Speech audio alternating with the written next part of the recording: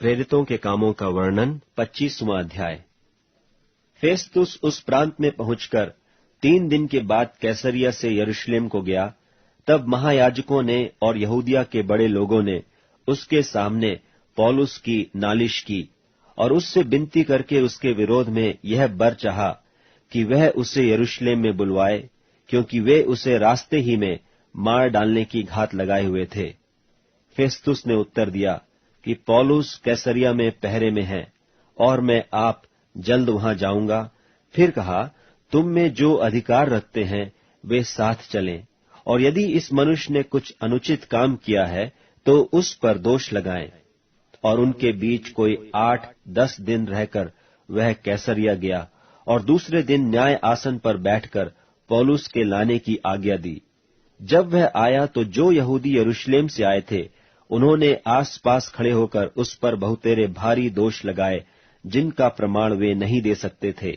परंतु पौलुस ने उत्तर दिया कि मैंने न तो यहूदियों की व्यवस्था का और न मंदिर का और न कैसर का कुछ अपराध किया है।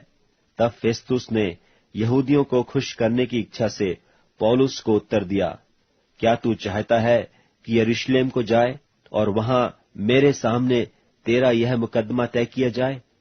पौलुस ने कहा, मैं कैसर के न्याय आसन के सामने खड़ा हूं, मेरे मुकदमे का यही फैसला होना चाहिए। जैसा तू अच्छी तरह जानता है, यहूदियों का मैंने कुछ अपराध नहीं किया। यदि अपराधी हूं और मार डाले जाने योग्य कोई काम किया है तो मरने से नहीं मुकरता, परंतु जिन बातों का ये मुझ पर दोष लगाते हैं, यदि उनमें से कोई बात सच न ठहरे तो कोई मुझे उनके हाथ नहीं सौंप सकता। मैं कैसर की दुहाई देता हूं। तब फेस्तुस ने मंत्रियों की सभा के साथ बातें करके उत्तर दिया, तूने कैसर की दुहाई दी है, तू कैसर के पास जाएगा। और कुछ दिन बीतने के बाद अग्रिप्पा राजा और बिरनीके ने कैसरिया में आकर फेस्तुस से भेंट की, और उनके बहुत दिन वहां रहने के बाद फेस्तुस ने पौलुस की कथा राजा को बताई कि एक मनुष्य है जिसे फेलिक्स बंधुआ छोड़ गया है। जब मैं यरूशलेम में था तो महायाजक और यहूदियों के पुरनियों ने उसकी नालिश की और चाहा कि उस पर दंड की आज्ञा दी जाए। परंतु मैंने उनको उत्तर दिया कि रोमियों की यह रीति नहीं कि किसी मनुष्य को दंड के लिए सौंप दें, जब तक मुद्दा अलह को अपने मुद्दइयों के आमने सामने खड़े होकर दोष के उत्तर देने का अवसर न मिले। सो जब वे यहां इकट्ठे हुए तो मैंने कुछ देर न की, परंतु दूसरे ही दिन न्याय आसन पर बैठकर उस मनुष्य को लाने की आज्ञा दी। जब उसके मुद्दई खड़े हुए तो उन्होंने ऐसी बुरी बातों का दोष नहीं लगाया जैसा मैं समझता था, परंतु अपने मत के और यीशु नाम किसी मनुष्य के विषय में जो मर गया था और पौलुस उसको जीवित बताता था, विवाद करते थे। और मैं उलझन में था कि इन बातों का पता कैसे लगाऊं। इसलिए मैंने उससे पूछा, क्या तू यरूशलेम जाएगा कि वहां इन बातों का फैसला हो?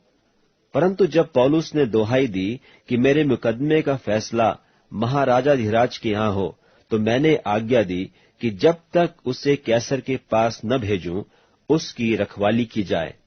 तब अग्रिप्पा ने फेस्तुस से कहा, मैं भी उस मनुष्य की सुनना चाहता हूं। उसने कहा, तू कल सुन लेगा। सो दूसरे दिन जब अग्रिप्पा और बिरनीके बड़ी धूमधाम से आकर पलटन के सरदारों और नगर के बड़े लोगों के साथ दरबार में पहुंचे, तो फेस्तुस ने आज्ञा दी कि वे पौलुस को ले आएं।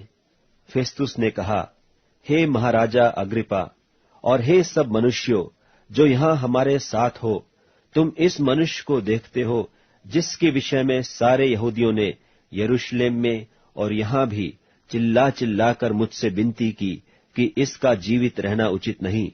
परंतु मैंने जान लिया कि उसने ऐसा कुछ नहीं किया कि मार डाला जाए, और जबकि उसने आप ही महाराजाधिराज की दुहाई दी, तो मैंने उसे भेजने का उपाय निकाला।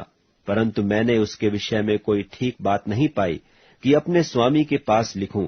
इसलिए मैं उसे तुम्हारे सामने और विशेष करके हे महाराजा अग्रिप्पा तेरे सामने लाया हूं कि जांचने के बाद मुझे कुछ लिखने को मिले, क्योंकि बंधुए को भेजना और जो दोष उस पर लगाए गए उन्हें न बताना मुझे व्यर्थ समझ पड़ता है।